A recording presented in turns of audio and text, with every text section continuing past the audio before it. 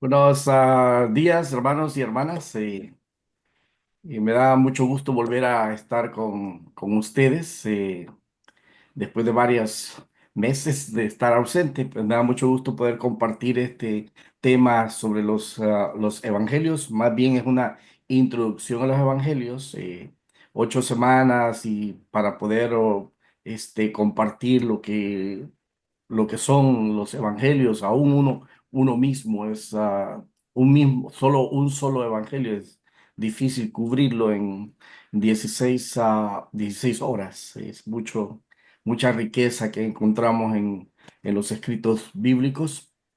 Ah, Durante este periodo vamos a estar hablando de eh, algunas cosas muy importantes que están detrás de los evangelios. Quizás una situación que vamos a encontrar es que yo le llamo y muchos también le llamamos el desaprender y aprender. A muchas cosas que nosotros nos las figuramos, algunas cosas que las idealizamos, algunas cosas que no nos atrevemos a pensarlas porque pensamos que estamos faltando el respeto a la palabra o estamos pensando que la estamos poniendo a un nivel literario humano y le estamos quitando lo inspirado, lo espiritual, lo divino, pero no necesariamente. Dios obra a través de todas esas cosas naturales, todas las cosas sencillas. No necesariamente todo es sobrenatural, todo es de algo así fenomenal. Las cosas sencillas también Dios las utiliza para compartir, para hablar con nosotros, para transmitirnos su verdad y para revelarse a nosotros. Y quiero comenzar con una lectura bíblica que está en el libro de Lucas, que básicamente también es lo que abre las puertas y lo que tiene que ver con los demás evangelios también. Lucas capítulo 1, verso 1 al verso 4, la palabra de Dios dice: puesto que ya muchos han tratado de poner en orden la historia de las cosas que entre nosotros han sido ciertísimas, tal como nos lo enseñaron los que desde el principio lo vieron con sus ojos y fueron ministros de la palabra, me ha parecido también a mí, después de haber investigado con diligencia todas las cosas desde su origen, escribírtelas por orden, oh excelentísimo Teófilo, para que conozcas bien la verdad de las cosas en las cuales ha sido instruido. Lucas, eh, dirigiéndose a un creyente, a un cristiano, probablemente es una iglesia, probablemente es una persona, pero lo que él está clarificando es que él está poniendo en el orden que él cree que es lo como debe de estar las cosas que ocurrieron con referencia a la vida y las enseñanzas de nuestro Señor Jesucristo. Ahora, Lucas no está escribiendo en el tiempo de nuestro Señor Jesucristo. No es que está caminando con Jesucristo, no fue un discípulo de Jesucristo, no caminó con Jesucristo, y él, por lo tanto, él no está caminando en el tiempo de Jesucristo y escribiendo lo que está viendo y está escuchando de Jesucristo. Él lo escribe en aproximadamente unos 40 años después de la muerte de nuestro Señor Jesucristo.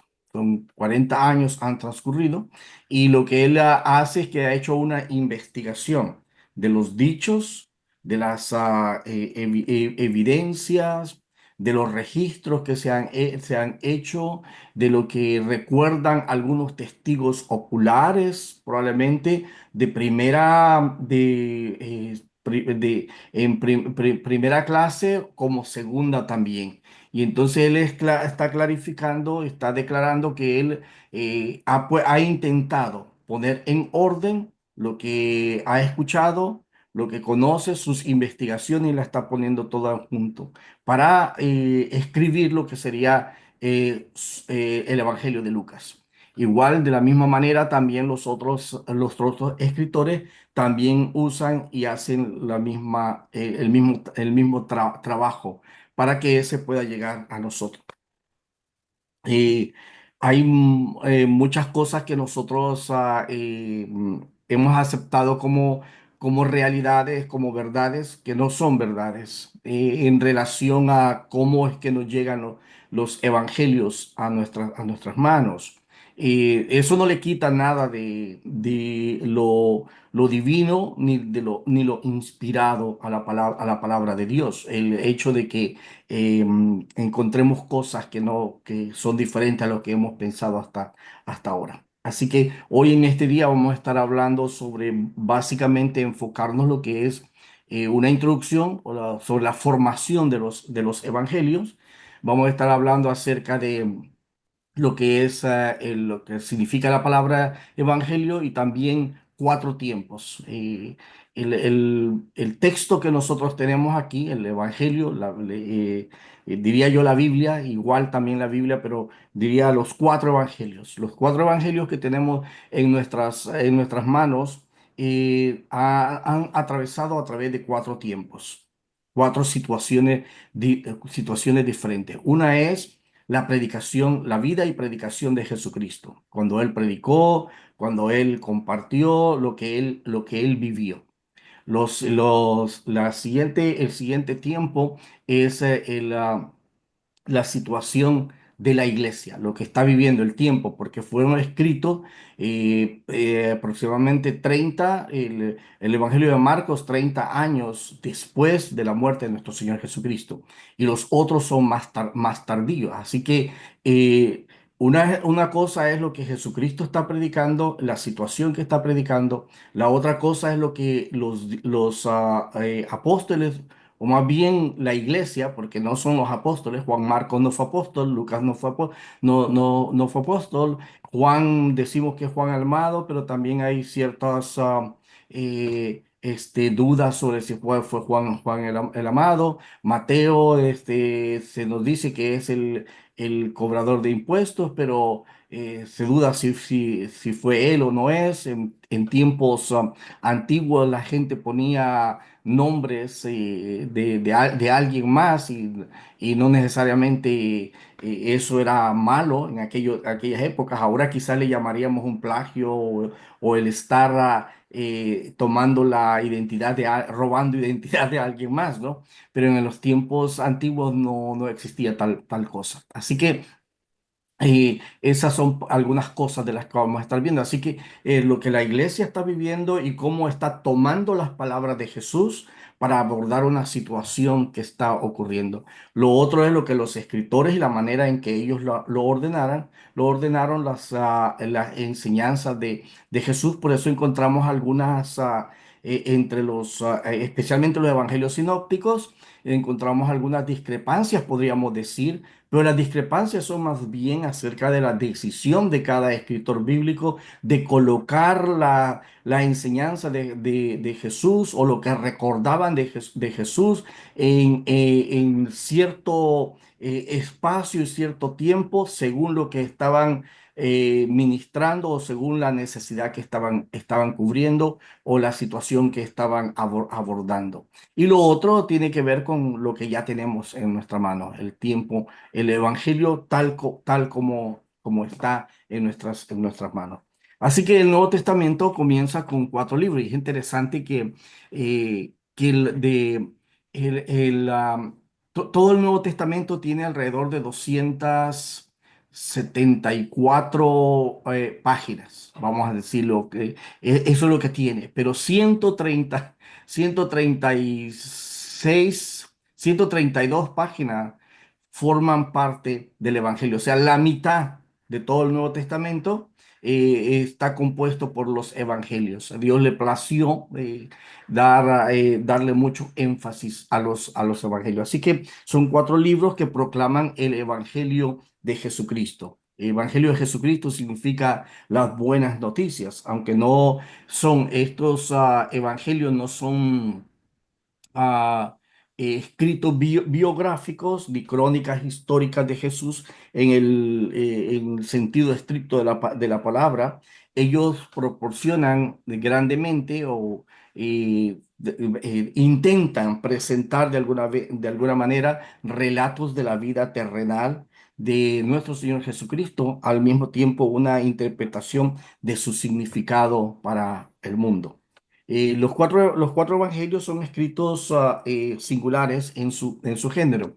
Em, ya existía, no es la palabra evangelio no es propio del cristianismo, es algo que ya se utilizaba en tiempos pasados, en los tiempos más antes de nuestro Señor Jesucristo, por los griegos, por los romanos. Am, en nuestro caso, los evangelios nos proveen la única información directa que nosotros poseemos sobre la gran intervención salvadora de Dios en el mundo, en la persona de su Hijo. Hay otros escritos que circulaban en el siglo primero, el siglo segundo, que también eran conocidos, eran nombrados como también evangelios. Tenemos el evangelio de Pedro, el evangelio de Tomás, el evangelio de María Magdalena. Son escritos que circulaban en los primeros siglos. Eh, Son beneficiosos algunas veces para leerlos, para darnos cuenta de que en realidad el Cristo mencionado en los evangelios sí existió. Eso es la riqueza de esos libros no es porque son inspirados, porque algunos de ellos hablan de cosas que no tienen, no van con el mensaje de la Biblia, como es el caso del Evangelio de Pedro. El Evangelio de Pedro termina que dice que la enseñanza es que una mujer para que pueda ser salva tiene que convertirse en hombre. Eso es lo que el Evangelio de Pedro. Entonces, eso no es algo que vaya en relación con las escrituras, ni que de las escrituras sagradas, la Biblia tal como nosotros la conocemos. También parte del mensaje de las buenas nuevas o el mensaje era que la palabra evangelio era, diría el género evangelio en el tiempo de nuestro Señor Jesucristo, era utilizado por la cultura y la sociedad de ese tiempo para anunciar acerca del nacimiento de alguna persona muy importante, de las conquistas de algún general, de los triunfos de algún pueblo. Entonces, a eso le llamaban evangelio, una buena nueva de algo que había ocurrido. Y también, pues entonces la iglesia cristiana adopta también ese término de evangelio para los escritos bíblicos que tienen que ver sobre la vida y la obra de nuestro Señor Jesucristo. La formación de los evangelios se puede ver en diferentes etapas, comenzando con la vida y misión de Jesús, la proclamación apostólica, la vida de la iglesia y la forma actual del evangelio. A través de esta área de estudio definimos el evangelio y vemos cómo llegó en la forma en que existe en el día de hoy. Como dije anteriormente, la palabra, el evangelio significa buenas noticias o buenas nuevas. Son buenas nuevas porque tratan sobre el mensaje salvador, de salvación que Dios se digna hacer llegar al hombre a pesar de su rebeldía. Y como también dije anteriormente, originalmente no tenía un significado religioso exclusivo ni en hebreo ni en griego. En el Nuevo Testamento, la palabra evangelio, que es buenas noticias, tiene un significado religioso especial porque significa la acción salvadora de Dios en y a través de la persona de Jesucristo, su Hijo. Eso es lo especial que tiene la palabra evangelio en el Nuevo Testamento, que es esa acción salvadora de Dios. Las buenas noticias también significaban en el Nuevo Testamento la proclamación de las acciones salvadoras de Dios en Cristo. Así, el término evangelio significa el acto de proclamar las buenas noticias. Cuando nosotros hablamos del evangelio, estamos hablando de ese acto, de esa acción de proclamar las buenas noticias, así como el contenido de la proclamación. Así que también es importante señalar que tanto el sustantivo evangelio como el verbo predicar el evangelio eran parte de la terminología cristiana primitiva y que antes de que cualquiera de los evangelios fuera escrito, estos dos términos eran bien conocidos y eran utilizados con frecuencia en la proclamación del mensaje de Jesucristo, el mensaje cristiano por parte de la iglesia. También el uso de en el uso de la iglesia primitiva, la palabra evangelio nunca significó un libro escrito. O sea, los primeros, pongámosle así, el primer siglo desde la muerte de Jesucristo hasta el siglo segundo, el año 150, vamos a decirlo de esa manera, nunca se refirieron al Evangelio de Jesucristo como un libro. Siempre se refirieron como a la predicación del Evangelio, el llevar un mensaje de buenas noticias, de salvación a la humanidad. Todavía no es hasta el año 150 o después de los apóstoles, después que se escriben y la razón por la cual se escriben es que se hace necesario y ya más adelante, como vamos a ver más adelante, ya no se le llama evangelio a un libro, sino que no se dice los evangelios, sino que el evangelio. Son cuatro, pero es uno solo, porque no se trata de los libros. Se trata del mensaje y el mensaje es Jesucristo, la buena noticia de que del plan salvador de Dios a la humanidad. Así que la iglesia primitiva nunca usó el término evangelio en plural porque solo había un evangelio, el evangelio de Jesucristo.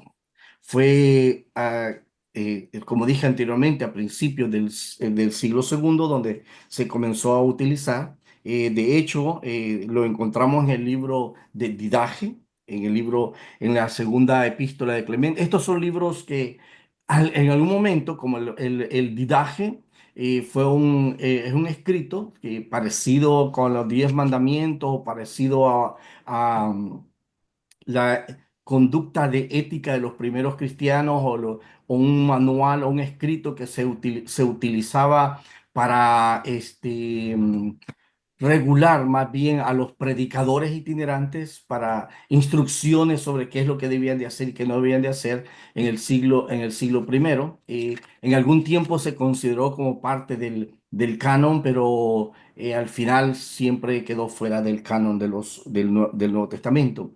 También está un escrito que tampoco forma parte del canon, en Segunda de Clemente.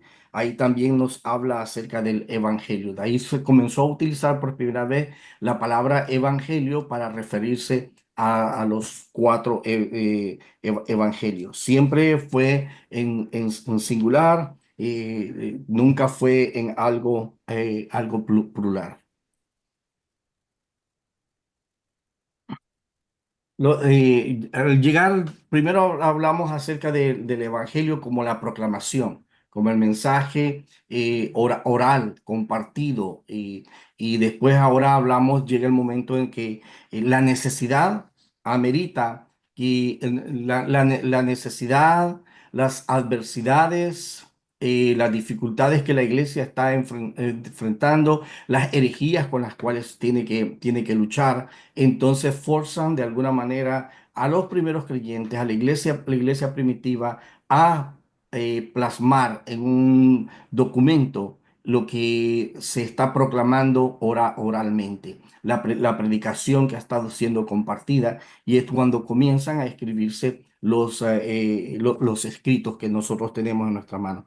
Los cuatro evangelios canónicos son cuatro versiones o representaciones del uno y del mismo evangelio. Todos ellos tratan de la persona de Jesucristo, su ministerio, su pasión, muerte y resurrección. Ese es el énfasis central de todos de los evangelios. es la persona de Jesucristo, quién es, su ministerio, lo que hace, sus obras, su pasión, su muerte y resurrección. Y algo que aunque este, eh, los cuatro evangelios, vamos a decir, los primeros tres evangelios a los cuales nosotros llamamos como evangelios sinópticos, ellos mantienen una interacción, podré decirlo así. Hay muchas cosas en común entre los primeros tres evangelios, y Juan se mantiene distante de esa conversación o de esa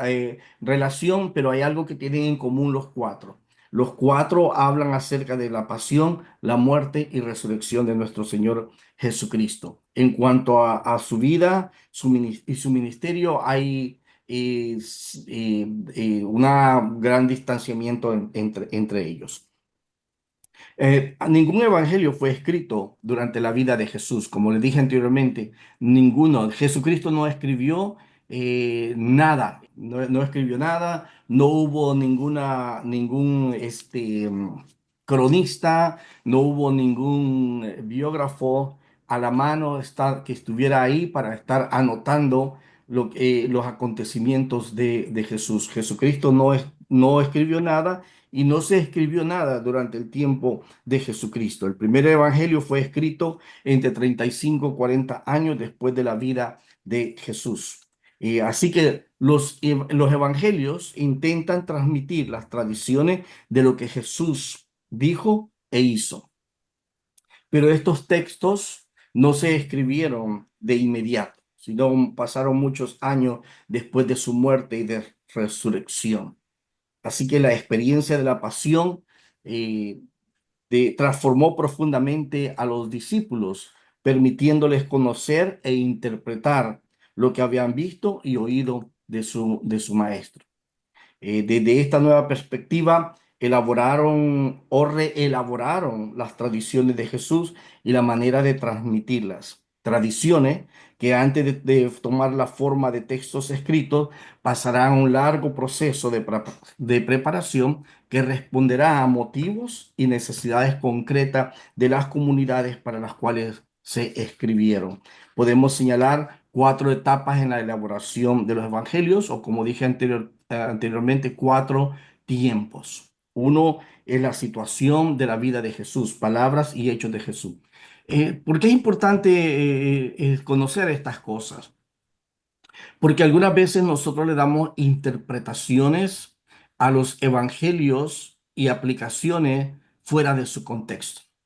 Y a veces ponemos palabras en Jesús o interpretaciones de las palabras de Jesús que no eran y no son las correctas, porque, no, porque es el escritor, lo voy a poner de esta manera, es el escritor del Evangelio el que está tomando una enseñanza de Jesús para aplicarla a un grupo que está atravesando una necesidad en tiempos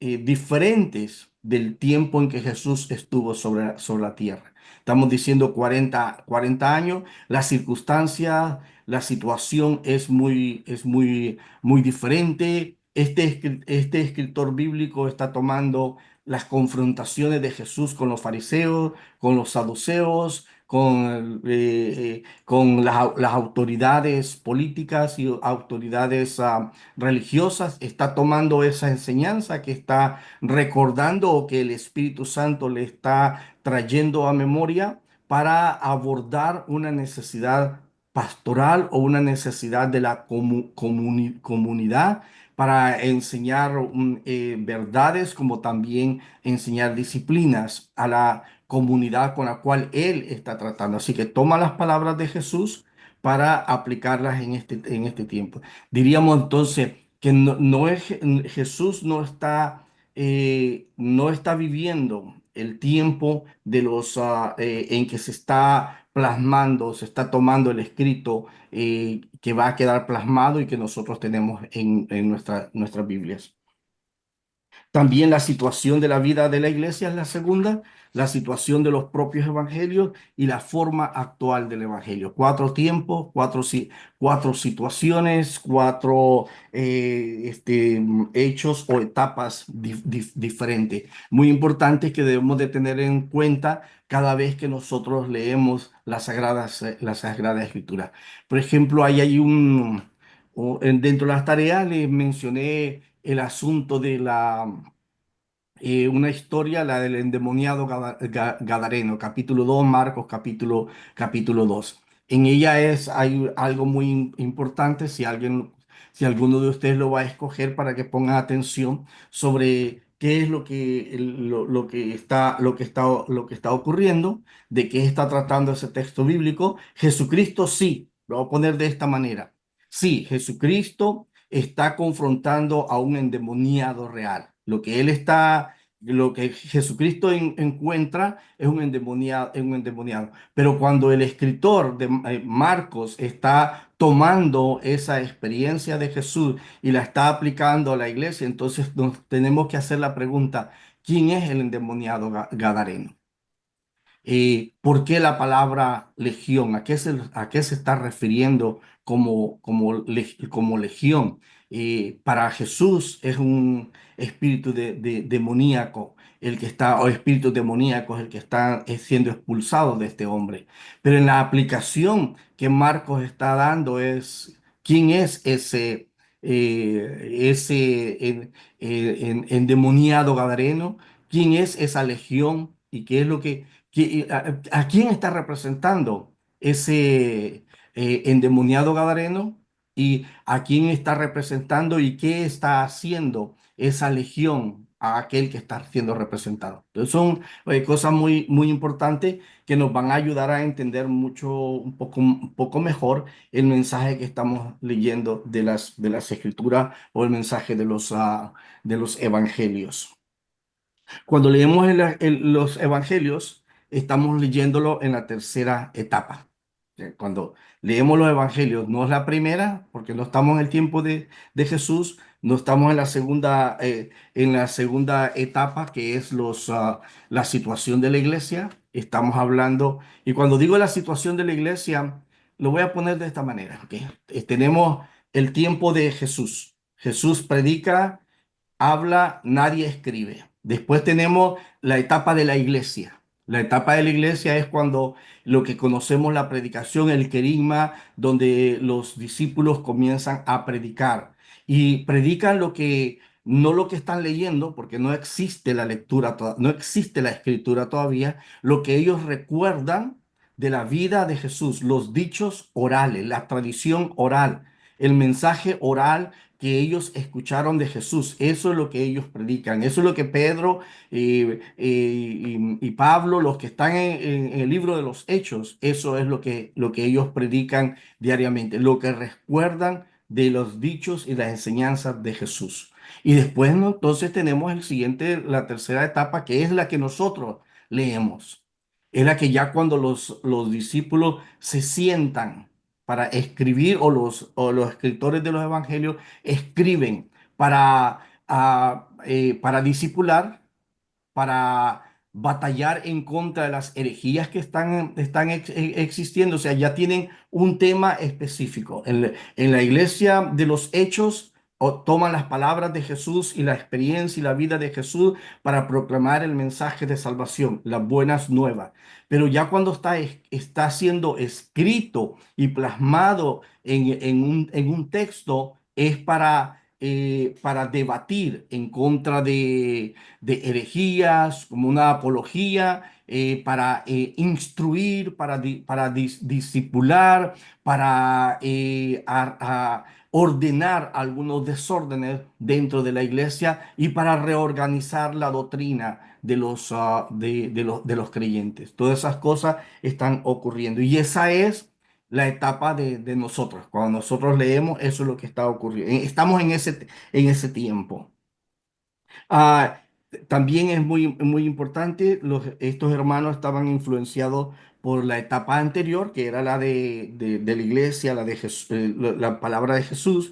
La gente recordaba las cosas en diferentes momentos. Desde la primera etapa hasta la segunda etapa tenemos la transmisión oral, probablemente con la narración de la pasión en proceso de ser escrita, es decir, un periodo de 40 años después de ella misma. Otra cosa escrita fue los dichos de Jesús. Hay una versión, hay una y de hecho, cuando ustedes leen algunas Biblias, en algunas Biblias señalan con letras rojas lo que supuestamente son las palabras de Jesús, lo que Jesús dijo.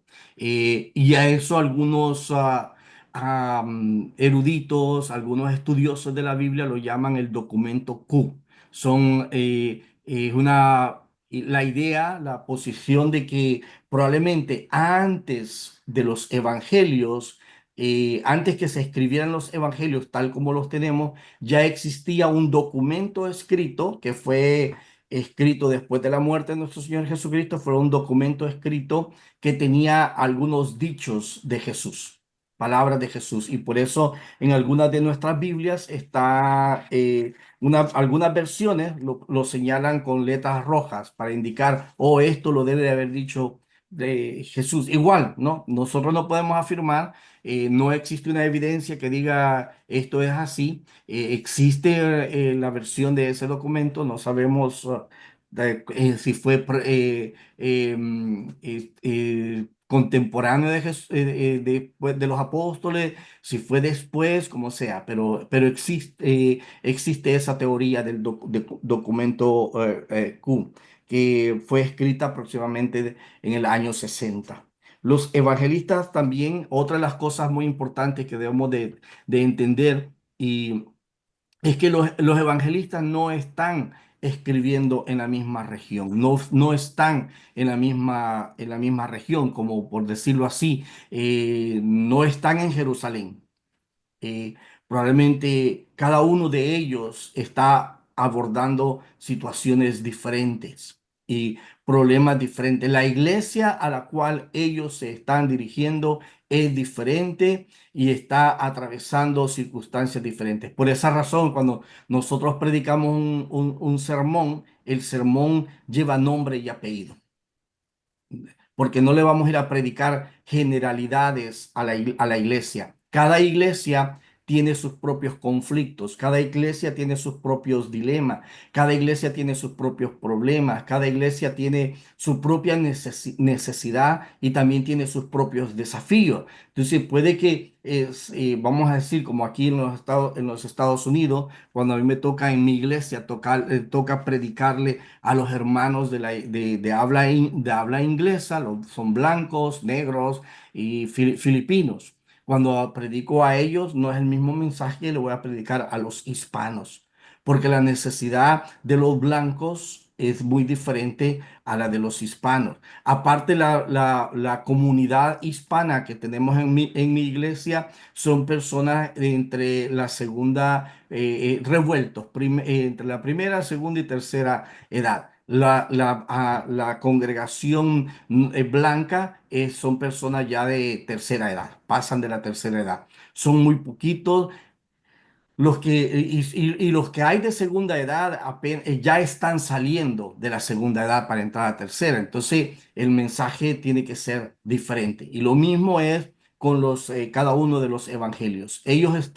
Cada escritor está en una región diferente. Y no es un mensaje solamente de hablar de la vida de Jesús, es un mensaje que está siendo llevado para educar, para discipular y para ayudar a esa comunidad en las necesidades que están enfrentando o que están atravesando. Así que no son mensajes generales, sino que son mensajes directos que al final también tienen aplicación para todos nosotros a través de todas las épocas de la historia, y no importa las circunstancias en que nos encontremos, la palabra de Dios siempre es relevante para cada uno de nosotros y en nuestras situaciones. ¿Por qué? Porque algo que no he mencionado todavía, ¿no? ¿Por qué razón? Porque es porque son revelación divina, porque es la inspiración del Espíritu Santo, porque el Espíritu Santo está inmerso en cada palabra que nosotros encontramos, porque es palabra de Dios. Aunque lo vemos desde este momento, lo estamos viendo desde un punto de vista literario humano, una composición literaria humana, pero no descartamos, no hacemos a un lado la inspiración divina, la presencia divina de cuando fue escrita, como también cuando nosotros la leemos, porque en ella nosotros, como dijo Jesucristo, encontramos vida, porque hablan de Jesús y siempre es relevante para cada uno de nosotros. Y según algunos eruditos, también estudiosos, piensan o tienen la idea de que Marcos utilizó la fuente Q. Hay algunos, cuando lleguemos a los evangelios, cuando se hace comparaciones, nos vamos a encontrar que en los evangelios sinópticos hay una cierta, cierta escritos ciertos partes de cada evangelio que las encontramos en ellos. Por ejemplo, en Marcos, vamos a decir, y por eso muchos creen que Marcos fue el primer evangelio y que los otros dos, tanto Lucas como Mateo, tomaron de gran parte, como tres cuartas partes de Marcos para plasmarlos en sus escritos o en sus evangelios que ellos estaban escribiendo. Eso es lo que se cree y que Marcos tomó del documento Q, lo plasmó en el Evangelio de Marcos. Así es, pues, versiones que siempre se sacan y que son muy importantes, ¿no? Considerarlas también. Eh, no sé si hay alguna pregunta hasta aquí o algún comentario que quisieran hacer brevemente.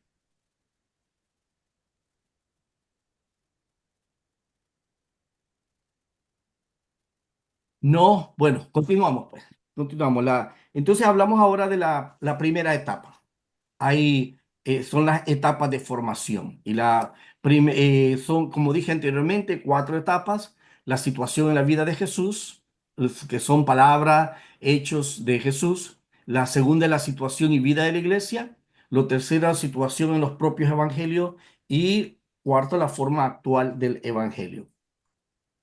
La primera etapa de Jesús de Nazaret es del año 6 antes de Cristo hasta 30 después de Cristo.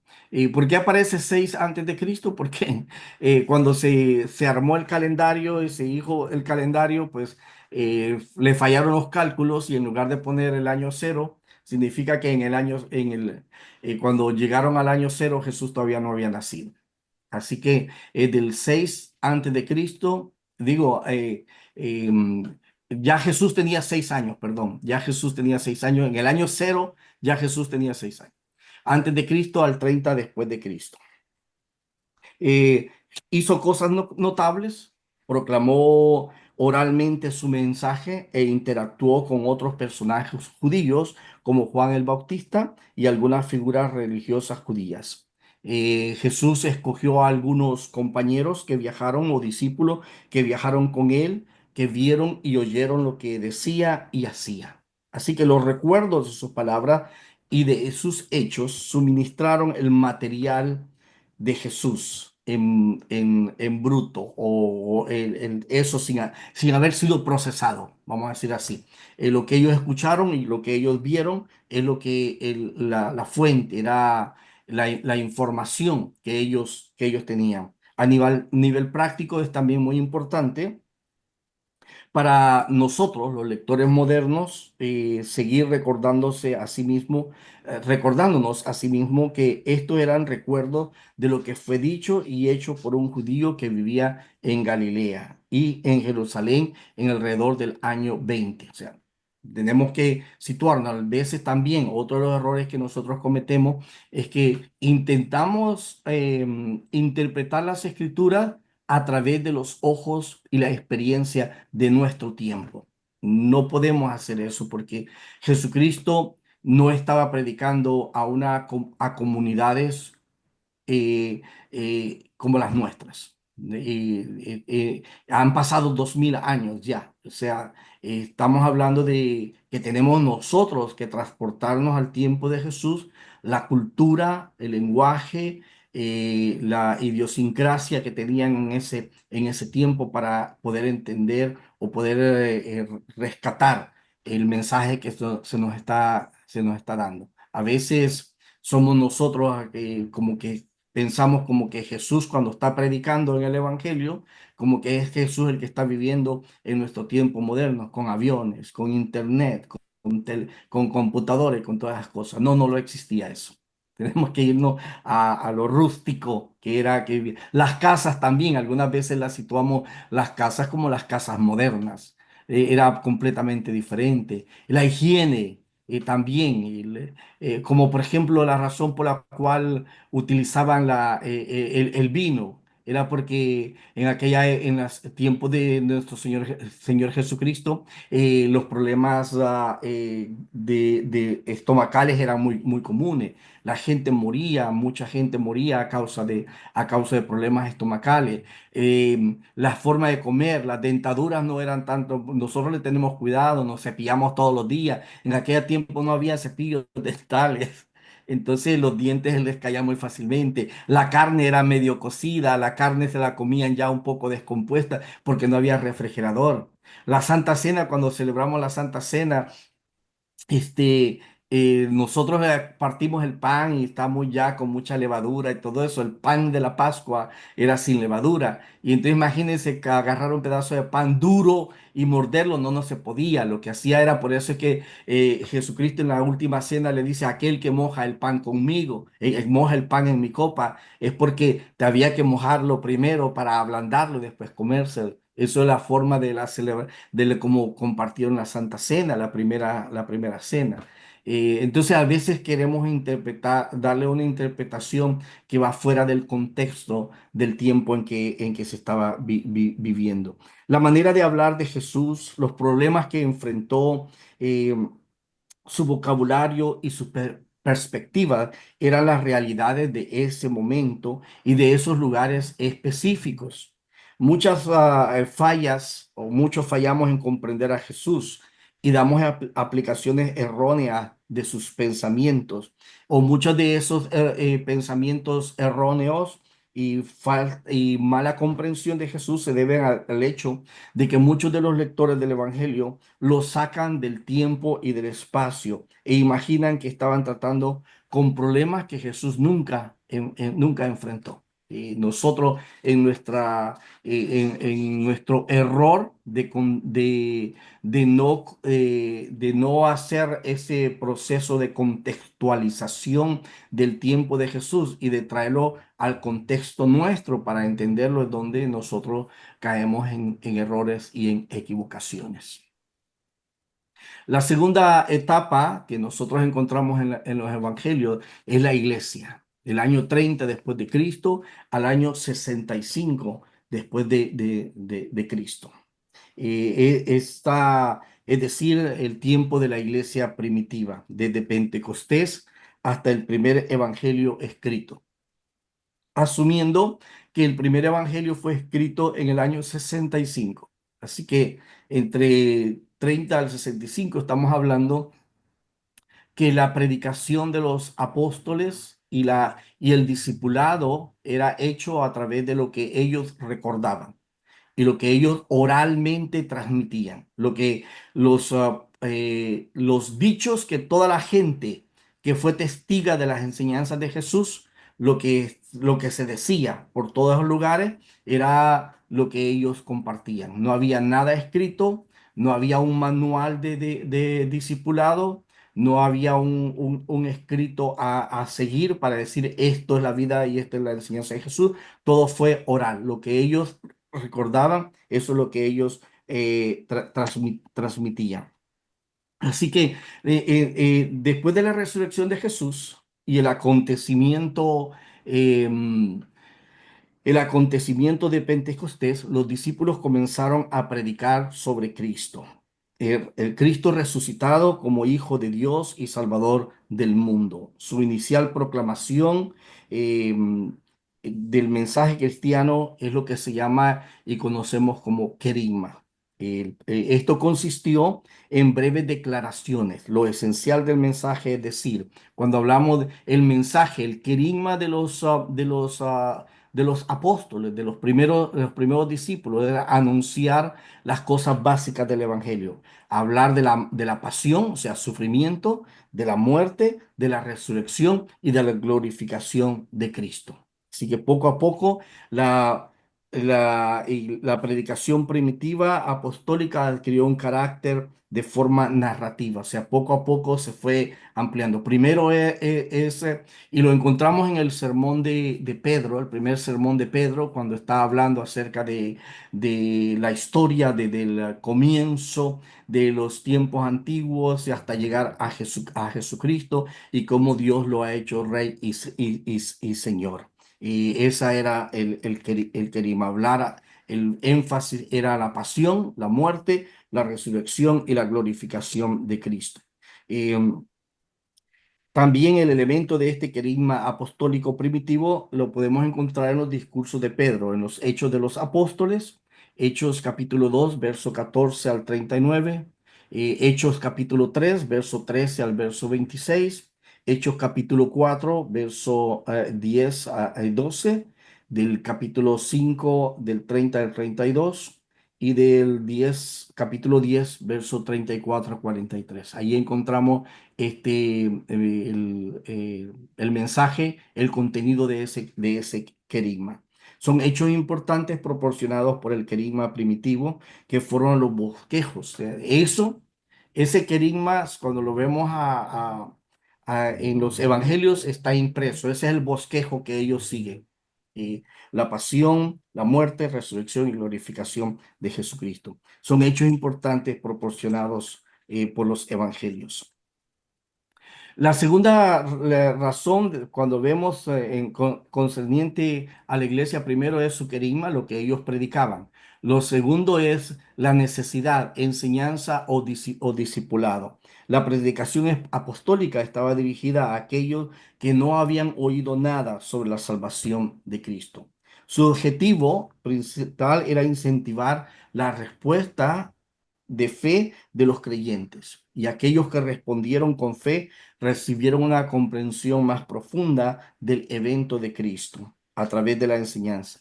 Así que al instruir a los nuevos creyentes, a los nuevos convertidos, los discípulos utilizaron las propias enseñanzas de Jesús, su palabra, sus obras y eventos conectados con su vida.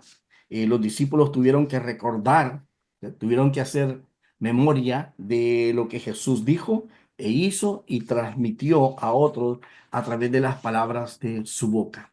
Esto es lo que es llamado la tradición oral. No hay nada escrito, nada más ellos recuerdan lo que Jesús había dicho y lo que ellos habían visto. Es, y es algo que está haciendo en su discipulado, están transmitiéndole a otros lo que oralmente, lo que ellos recuerdan. Y al mismo tiempo, estos nuevos discípulos comparten con otros lo que ellos han escuchado de los apóstoles.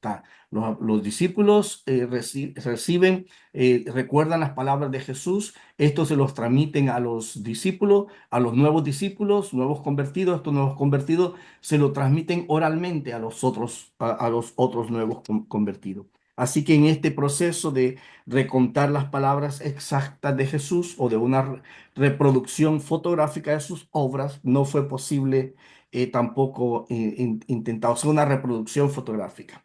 El enfoque no fue puesto en la exactitud de los detalles. Aquí volvemos lo otro, ¿no? Que es algo muy importante para entender, porque hay algunas personas que hacen algunas preguntas, algunas observaciones. Es que la escritura se contradice, porque en un lugar dice que fue una cosa y otro otro lugar. En un tiempo, por ejemplo, en Mateo encontramos el Sermón del Monte en el capítulo 5, pero en Lucas y en Marcos encontramos ciertos detalles, modificaciones de la bienaventuranza, del sermón del monte, diseminado entre ellos, y entonces algunos cuestionan esas cosas, los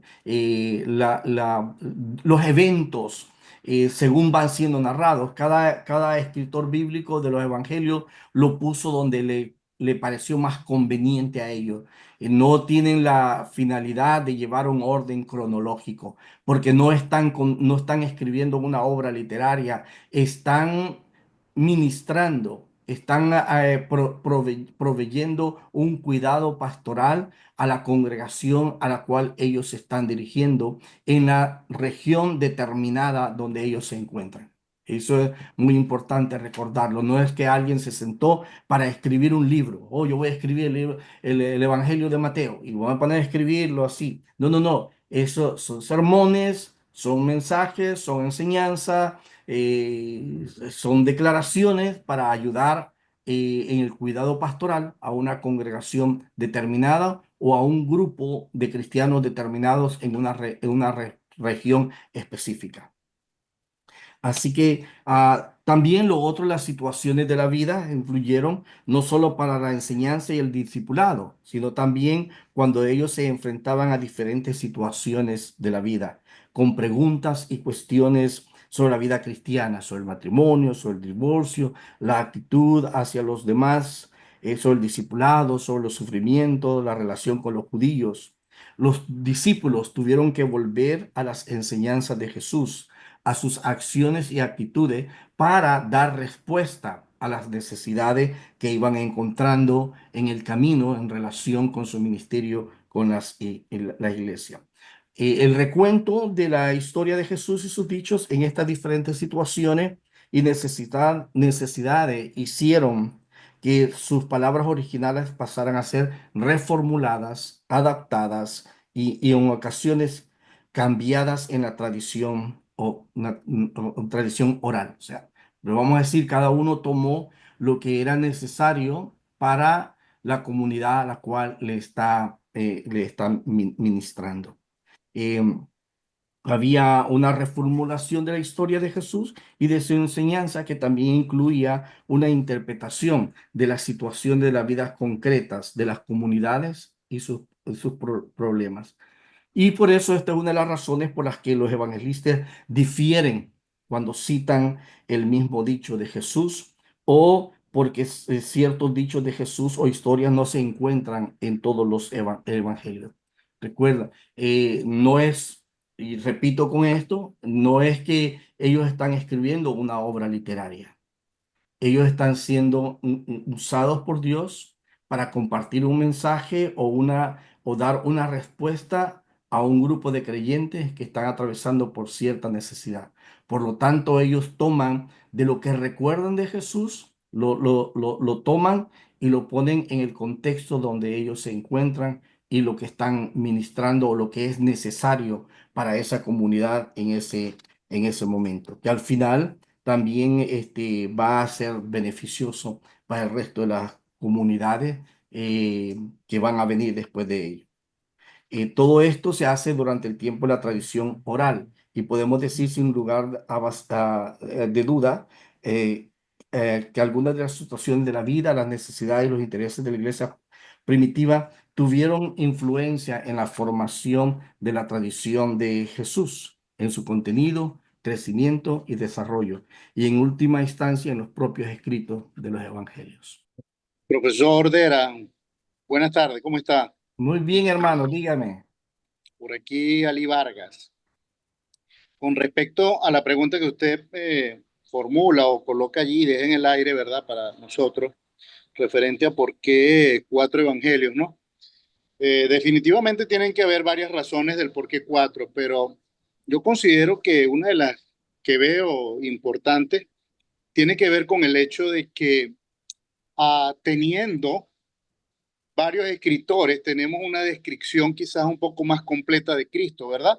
Porque serían cuatro perspectivas diferentes, a pesar de que tenemos tres que llamamos sinópticos porque hacen una sinopsis de lo que es la vida y obra de Cristo.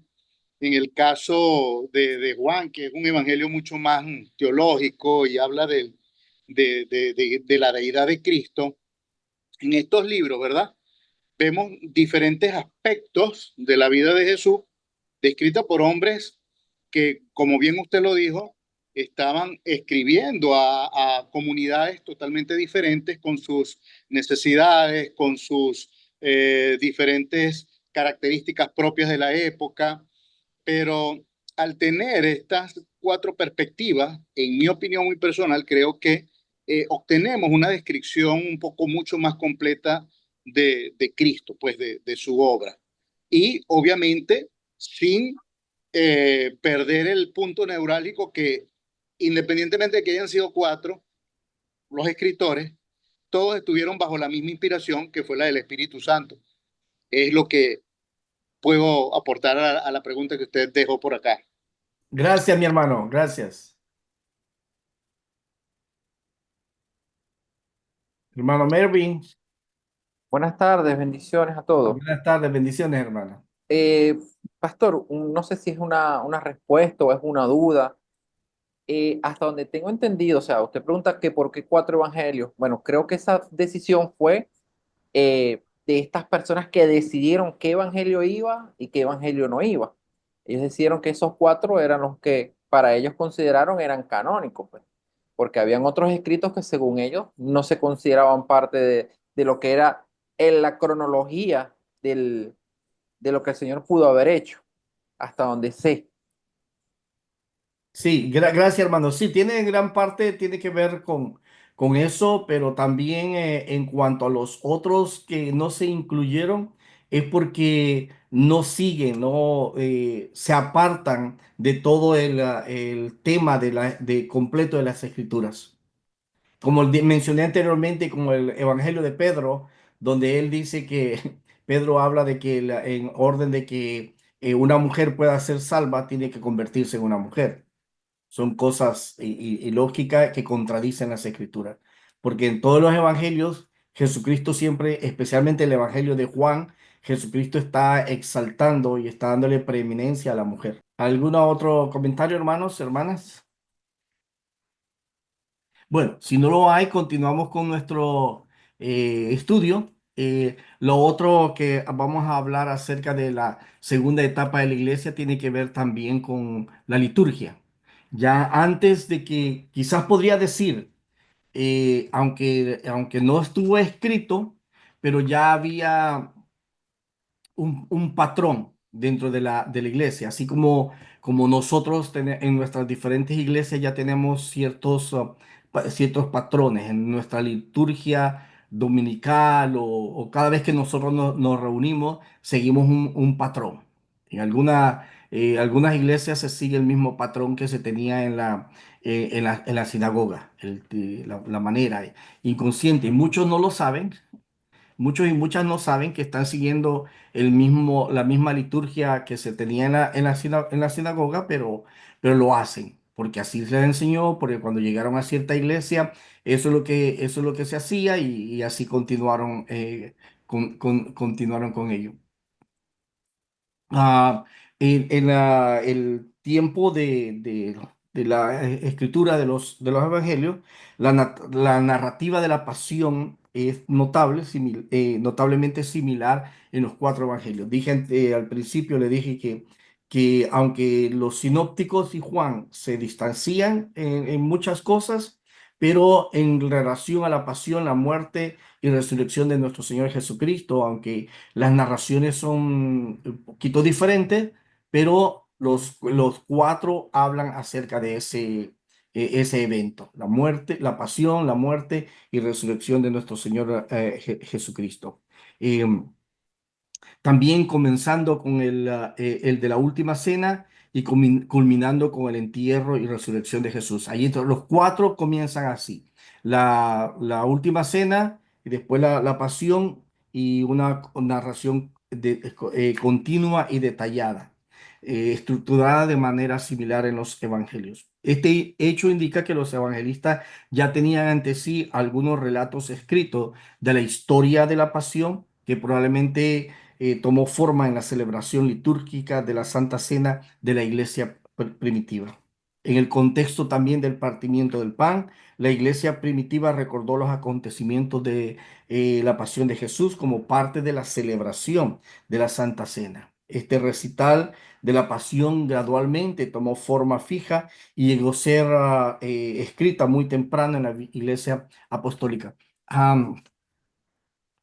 Estamos hablando de un punto de vista literario, sin robarle, sin restarle la inspiración divina.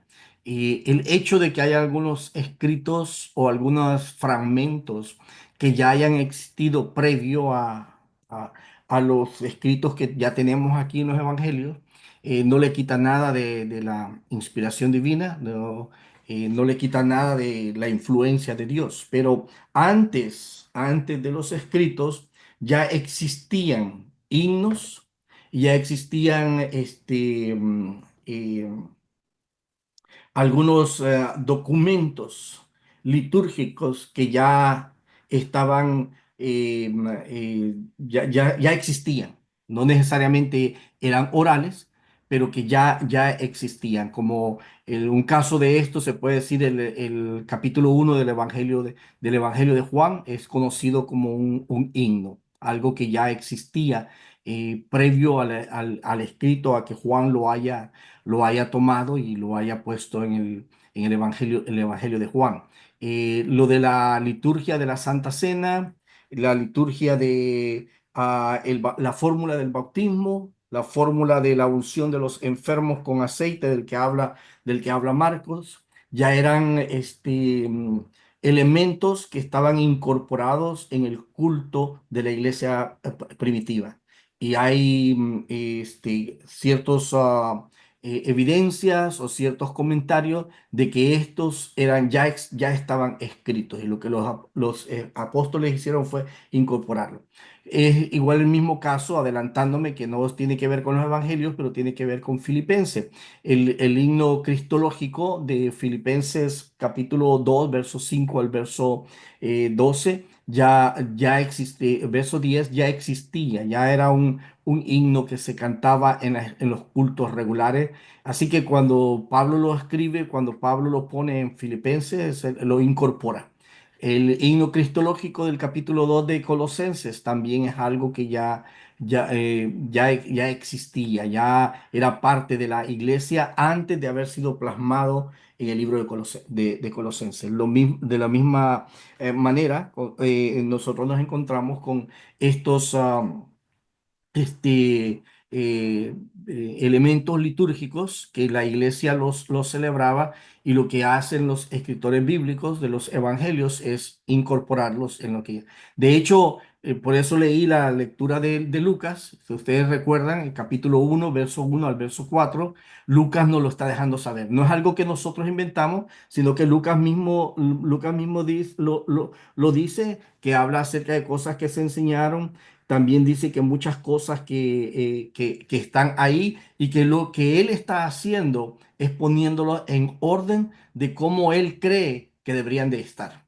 Así que él no está diciendo que es algo nuevo, sino que es algo que ya está ahí, y que lo que él va a hacer, investigarlo, y va a investigar y va a ponerlo en el orden cronológico según es su entendimiento. Así que no estamos hablando algo que no lo estamos inventando, sino que el mismo escritor bíblico lo está declarando. Así que hay algunas cosas que ya existían, no, existían escritas, y lo que hicieron fue incorporarlos según lo que ellos pensaron que era muy importante.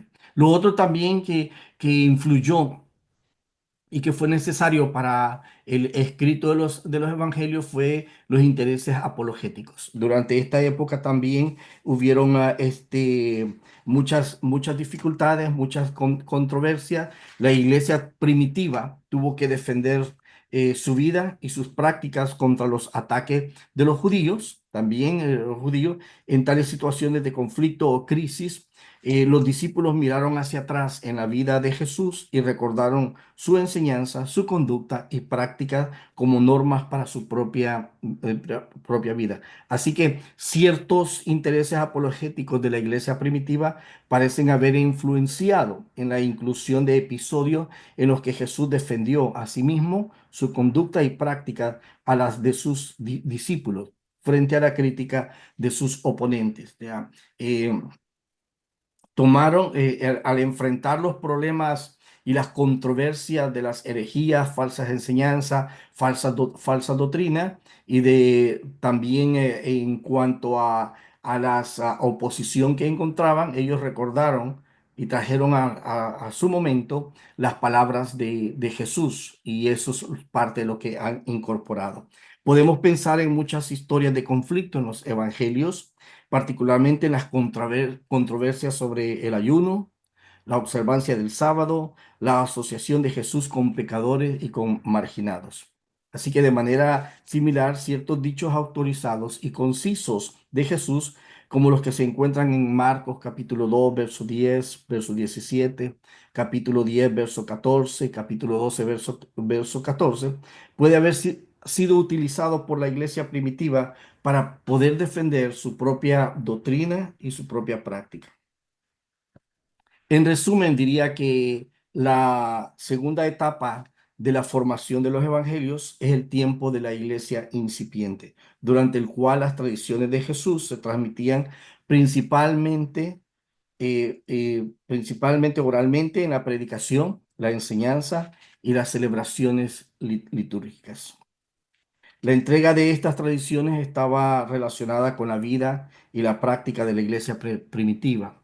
La repetición constante en diferentes contextos y situaciones de la vida finalmente condujo a ciertas formas fijas de expresión de los acontecimientos, palabras y obras de Jesús. Así que en consecuencia, parte del material en la tradición oral llegó a quedar escrita en pequeñas colecciones. Como dije anteriormente, ya habían al igual como se puede decir, ¿no? El llamado documento Q, son un escrito de dichos de Jesús que existía previamente a los evangelios que nosotros conocemos, y que eventualmente fueron, o cuando fueron escritos los evangelios sinópticos especialmente, fueron incorporados a esos escritos.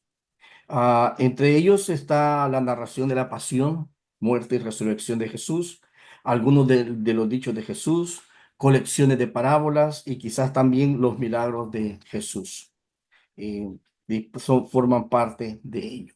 Esta es la segunda etapa.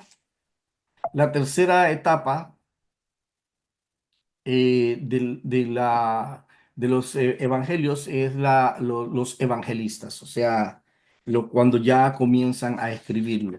La tercera etapa de la formación de los evangelios debe verse en las obras de los mismos evangelistas, que reunieron en una secuencia ordenada los diversos escritos, colecciones y otros materiales de la tradición oral. O sea, la tercera etapa ya es cuando los evangelistas o los escritores, vamos a decir, la idea, se sientan y comienzan a reunir toda la información que tienen y comienzan a ponerla según lo que ellos creen que es la secuencia, o según más bien la necesidad de la congregación a la cual ellos están ministrando, para ir cubriendo sus necesidades, para ir combatiendo las herejías, para ir combatiendo a los falsos maestros, para ir discipulando también a los creyentes que forman parte de su congregación. Así que la obra de los evangelistas no consistió en tomar tradiciones sobre Jesús y transmitirlas en forma escrita. Como ya se mencionó, algunas de las tradiciones habían alcanzado una forma fija. Algunas pueden haber llegado a los evangelistas en colecciones o bloques escritos, y el resto como piezas aisladas. ¿Ok? Eso de alguna manera nos está diciendo que no fue la obra de una sola persona, sino que fue también la influencia o la obra de diversos de grupos de personas.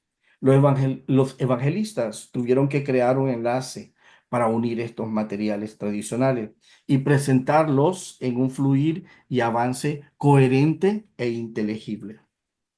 Esto lo hicieron mediante la selección, modificación y ordenación de las tradiciones, añadiendo comentarios y resúmenes, y finalmente organizar el material en orden cronológico y estructura geográfica. De esta forma o de esta manera los evangelistas dieron la forma última a los evangelios como los tenemos hoy, después de que más bien estamos diciendo que ellos se convirtieron en recopiladores de todo el material que estaba ahí. No hay, dirían, nada extraño y ellos nada más hicieron y agregaron ciertos comentarios según el Espíritu les iba dirigiendo. Ellos compusieron los evangelios según sus propios puntos de vista teológicos que los distinguían. O sea, también no solamente estamos encontrando la vida de Jesús, sino que también ellos van siguiendo una idea teológica. Cada escritor bíblico nos está enseñando y nos está dando un pensamiento teológico. Y parte de las tareas que nosotros vamos a estar haciendo es descubrir también los puntos teológicos que cada escritor nos está compartiendo. Y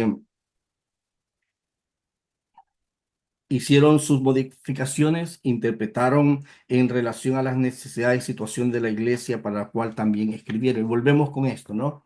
El escrito bíblico, el evangelio, no está separado de la necesidad contextual del grupo al cual estaba ministrando el escritor bíblico o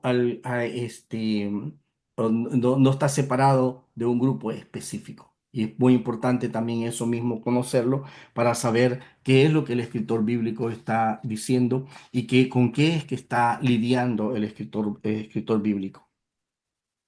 Después de la ascensión del Señor, los apóstoles transmitieron a sus oyentes lo que él había dicho y había hecho, pero con la comprensión más plena de que ellos, instruidos por los acontecimientos gloriosos de Cristo, iluminados por el Espíritu de verdad, los escritores sagrados, al escribir los 4 evangelios, seleccionaron algunos de los muchos elementos que habían sido transmitidos, ya sea oralmente o por escrito.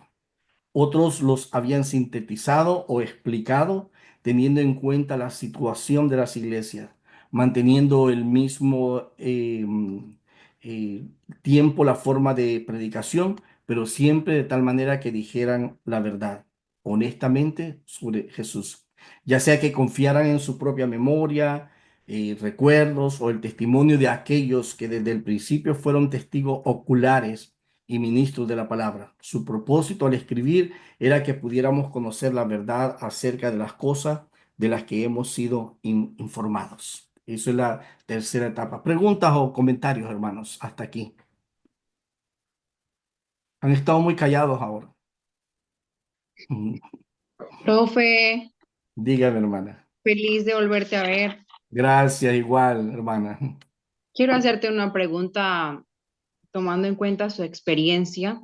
Quiero que comparta con nosotros cuál cree usted que es el mayor desafío al intentar comprender estos 4 relatos distintos de la vida de Jesús.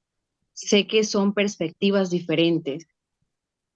¿Cuál es el mayor desafío que me encontraré en el camino? Esa es la primera pregunta. Y Ujú. la segunda es que yo conecto mucho con mis tareas, soy como muy emocional con mis tareas y ya me imagino todos los cambios de mente que tengo que hacer, cambios al momento de escribir. Ya puedo, es una historia que vamos a construir juntos y quiero que comparta conmigo alguna pregunta central que yo debería tener siempre presente al momento de leer y estudiar estos 4 evangelios. Bueno, les envié una hoja, yo no sé, y en el sílabo está.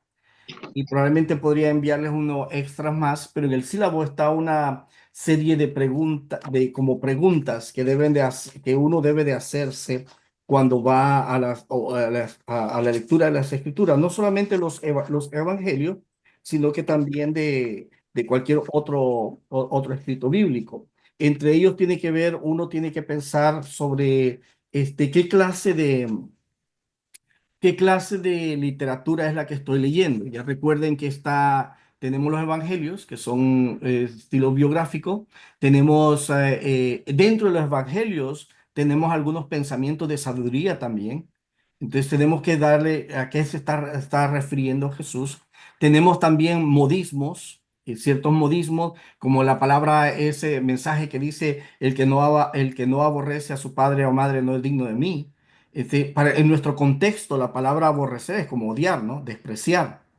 Pero en el contexto, hebraísmo, que como se le llama, a lo que tiene que ver habla de preferencia, no de aborrecimiento. Entonces, los desafíos que es, el desafío que tenemos es que a veces nos vemos tentados a querer interpretar el escrito bíblico en relación a nuestra experiencia actual y a nuestra modernización.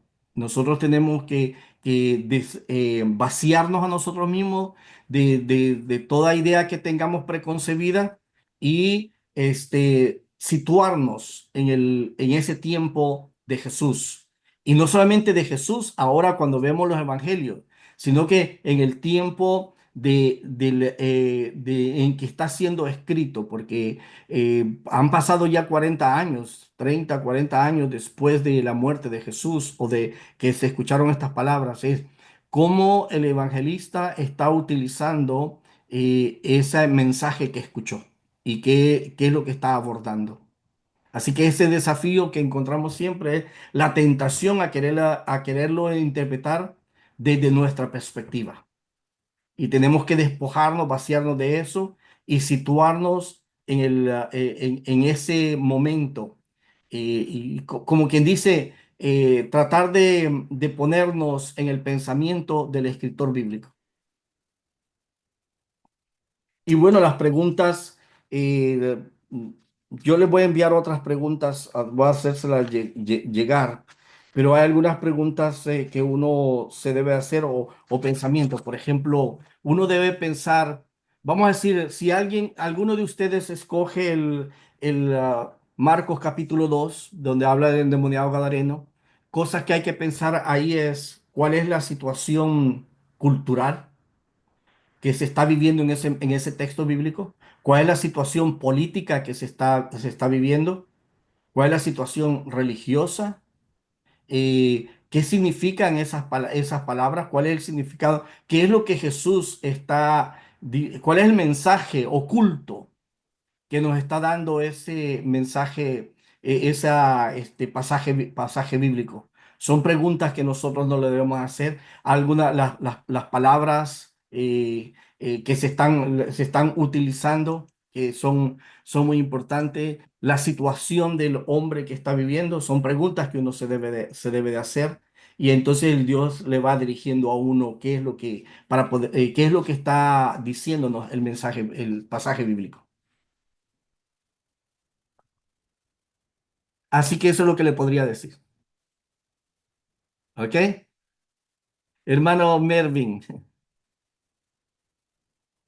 Eh, profe, una duda de algo que escuchaba de un maestro que predicaba, enseñaba, y hablaba que en este tiempo, ¿verdad? Donde no se había escrito nada, se usaban en ese tiempo, los discípulos usaron muchas veces el Antiguo Testamento para poder enseñar al pueblo y llevarlo al Señor, y que por eso en algunas circunstancias se utilizaron costumbres en el afán de que algunos querían judaizar, pues. Pero en ese tiempo de ese vacío escritural muchas veces utilizaron el Antiguo Testamento o la Torá, como ellos la llaman, pues. Entonces, tengo esa duda ahorita como si sí se usó o no se usó de esa forma. Bueno, la palabra de Dios no es solamente el Nuevo Testamento, es el Antiguo Testamento también. Eh, el núcleo del escrito de todo el plan, de toda la Biblia, el núcleo es el Pentateuco, que es la ley o la Torá.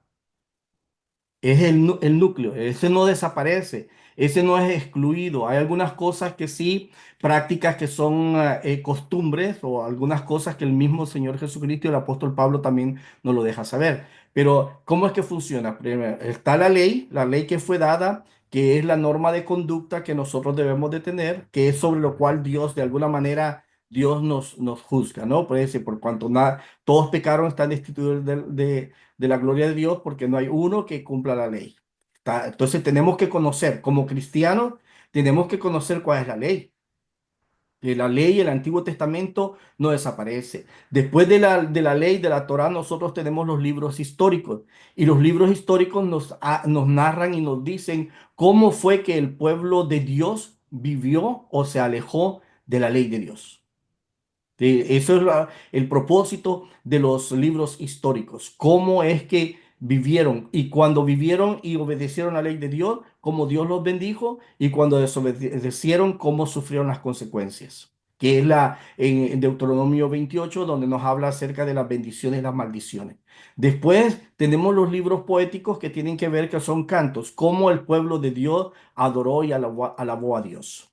Después tenemos los libros proféticos. Los libros proféticos nos hablan acerca del intento de Dios por traer a su pueblo que había apostatado, traerlo nuevamente a la obediencia de la ley.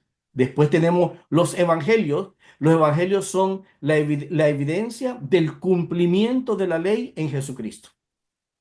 Así que no están, tenemos que saber el Antiguo Testamento para poder entender el Nuevo Testamento.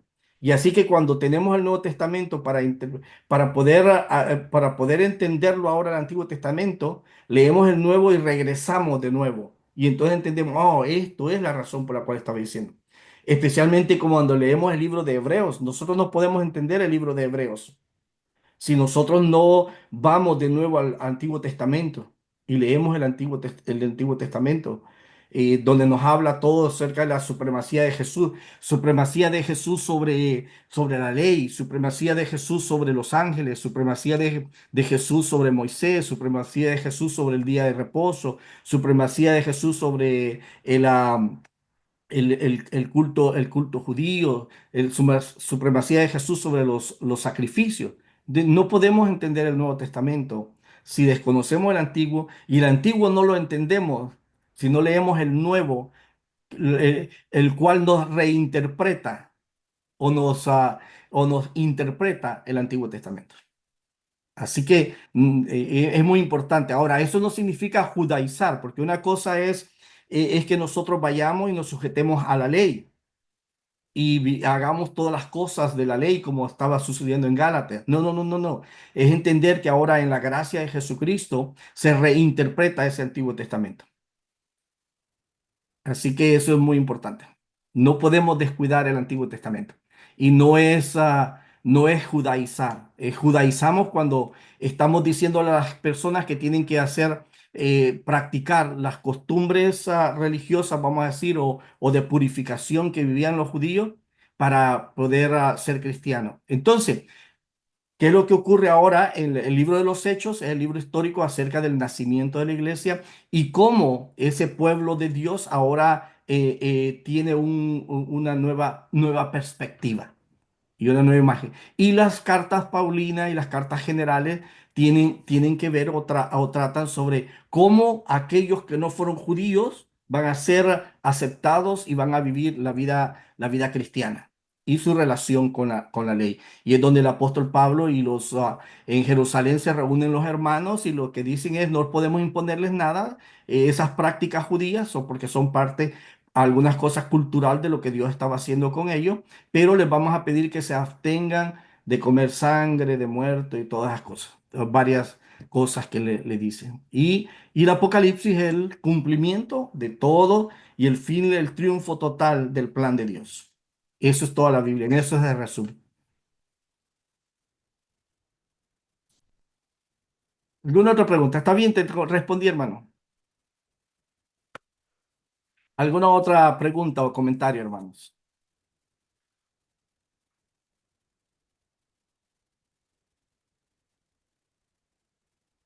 Bueno, si tienen alguna pregunta, me dejan saber después. Continuamos. Ahora continuamos con la cuarta etapa, es la forma actual del Evangelio. Como sabemos, los Evangelios no se escribieron hasta 30 o 50 años después de la resurrección y ascensión de nuestro Señor Jesucristo. Esto significó que sus dichos se transmitieron oralmente dentro de las primeras comunidades cristianas durante varias décadas antes de que tomaran forma escrita. Todo era oral, lo que ellos recordaban. No había una referencia de ir a un libro y decir, quiero confirmar que lo que estoy escuchando esto es. No era simplemente la autoridad apostólica y creo que, y según la tradición, y también cuando se aceptaron el canon de los evangelios, todo tuvo que ver con la autoridad apostólica. Si detrás de ese escrito había alguna influencia de algún apóstol para poder ser aceptado para parte del canon. ¿Por qué? Porque recuerden que también parte de los requisitos para ser apóstol, según el apóstol Pablo, era que la persona tenía que haber sido instruido por Jesús, tenía que haber sido testigo de las enseñanzas de Jesús y tenía que haber sido testigo de la muerte y resurrección de Jesús. Tres cosas que nos pone el apóstol Pablo como evidencia del apostolado.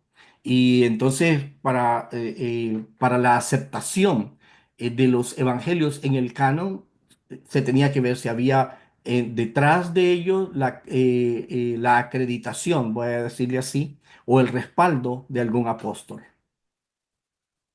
Pero así que más antes de eso, todo era la referencia de ir a consultar, diríamos de alguna manera, a los primeros discípulos, a los apóstoles, o aquellos que caminaron con Jesús, porque no solamente fueron 12.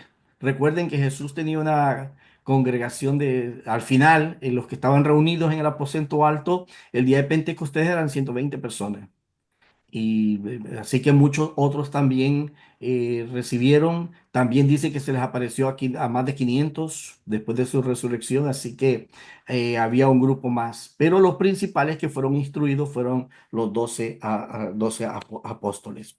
Em, Todo era oralmente. Los primeros apóstoles y maestros tuvieron que confiar en estas tradiciones orales en su ministerio a la iglesia. Hubo una serie de factores durante los siglos primero y segundo que hizo necesario que la iglesia estableciera el canon de autoridad para las palabras escritas de Jesús. En primer lugar, se produjo la difusión gradual del evangelio por todas las iglesias. Dado que los evangelios inicialmente fueron escritos para satisfacer necesidades litúrgicas, didácticas, apologéticas y necesidades pastorales de una comunidad específica. Se deduce que permanecieron en una determinada iglesia o región. Eso es la razón, también la diferencia en su formación de los evangelios es porque fueron escritos para ayudar, para instruir a comunidades específicas en regiones específicas. Así que ya cuando se reunieron, tuvieron que considerarlo para unificar, para ponerlo junto. Eventualmente, cada evangelio finalmente llegó a otras iglesias y regiones de todo el imperio. Esta expansión obligó a la iglesia a decidir si reconocer los cuatro evangelios en lugar de solo uno. Eh, Diríamos de cierta manera que en los primeros tiempos, los primeros años, como los evangelios eran regionales, no se conocían en otros lugares, no eran aceptados los evangelios todos los evangelios en otras regiones. Eventualmente, cuando ya se hizo este proceso, los padres de la iglesia, los primeros discípulos, los primeros, fundadores de la iglesia, líderes de la iglesia primitiva, los que tuvieron a cargo la formación del canon bíblico, a través de ese proceso y reconocimiento de la veracidad del escrito bíblico, optaron porque aceptarlos. Y al aceptarlos, entonces esos evangelios fueron transmitidos a todas las regiones conocidas. Segundo lugar, hubo una proliferación de otros evangelios que circulaban por todas las iglesias. Documentos como el Evangelio de Tomás, el Evangelio de Felipe, el Evangelio de Pedro y el Evangelio de la Verdad. Está también el Evangelio de María Magdalena. Hay una serie de escritos, de cartas y de evangelios apócrifos. Todos estos afirmaban tener las palabras de Jesús y por lo tanto afirmó tener autoridad sobre la iglesia. O sea, había toda esa proliferación y por eso se estableció como el canon de la iglesia. Había que tomar decisiones sobre la legitimidad de tales reclamos porque parte de estos materiales fueron utilizados por algunas iglesias o grupos dentro de las iglesias para apoyar ideas heréticas, como el ejemplo de los gnósticos. Y en Primera de Juan, nosotros, en Primera, Segunda y Tercera de Juan, nosotros encontramos evidencias también de esos falsas enseñanzas y que Juan está lidiando con estas herejías. Por eso habla de, algunos hablaban que Jesús no fue, de estos evangelios hablan de que Jesús no fue humano, sino que lo que vimos fue una proyección de Jesús, pero no era Jesús hecho carne. Por eso el Evangelio de Juan dice que toda carne, todo espíritu que no confiesa que Jesús fue hecho carne no es de Dios. Finalmente estaba la existencia de 4 evangelios mismos por separado. Cada uno de ellos tenía autoridad en las localidades donde fueron escritos y circulados. Cuando ellos fueron reunidos y comparados, se creó un nuevo problema. ¿Por qué había diferentes relatos de la vida y las enseñanzas de Jesús? Esta preocupación exigía una solución diferente y se ofrecieron varias, pero la decisión final se debió a la importancia del testimonio apostólico. Como dije anteriormente, el Evangelio fue aceptado según la acreditación de algún apóstol. Los Evangelios eran apostólicos y por lo tanto documentos esenciales de la fe cristiana.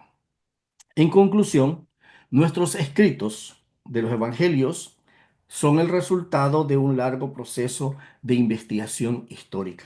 Describen la persona de Jesús, sus palabras, sus hechos, su pasión, su muerte y su resurrección. Pero los evangelios no son historias o biografía en el sentido moderno de la palabra, son una proclamación de los actos salvíficos de Dios en Jesús con miras a invocar y fortalecer la fe. Los evangelios no son un simple registro fáctico del pasado para beneficio de sí mismo. Más bien, registran el pasado para proclamarlo e interpretarlo para el futuro y beneficio de la iglesia para mostrarle el fundamento de su fe y su práctica. Los evangelios son documentos de la fe de la iglesia primitiva y están destinados a estar en el servicio de la iglesia cristiana en todas partes y en todos los tiempos. El Espíritu Santo estuvo obrando en todo el proceso de formación de los evangelios. El Espíritu Santo estuvo activo en la formación de tradiciones auténticas de la iglesia acerca de Jesús y en transmitirlas fielmente. Sobre todo, el Espíritu estuvo activo en los escritores sagrados, quienes recopilaron, editaron e interpretaron las tradiciones en la composición de los evangelios. La actividad del Espíritu Santo en todo el proceso de formación de los evangelios, especialmente su actividad en los escritores sagrados, se conoce como inspiración. Es la presencia inspiradora y actividad del Espíritu Santo que permitió a los evangelistas ser fieles a Jesús y a su mensaje en sus evangelios, y también a ser fieles a las comunidades, particularmente a las que sirvieron como ministros de la palabra de Dios. Es el mismo espíritu que guió a la iglesia a reconocer los evangelios como auténtica palabra de Dios. Escuela Vocacional ICPOL. El Instituto de Capacitación Pastoral y Obreros Laicos te hacen la invitación a que si eres nuevo en tu caminar con Cristo, la escuela bíblica provee discipulados y formación cristiana. Si eres obrero laico o pastor, la escuela vocacional te ofrece entrenamiento práctico en diferentes áreas del ministerio eclesiástico. También si eres pastor y quisieras estudiar teología, muy pronto, la Academia de Teología Pastoral ofrecerá un diploma en estudios teológicos. El Instituto de Capacitación Pastoral y Obreros Laicos es un miembro de Leyendo las Escrituras, con el hermano Felipe, que promueve la lectura y el estudio bíblico. Visita nuestra página web www.leyendolasescrituras.com o para inscribirte www.leyendolasescrituras.com/inicio.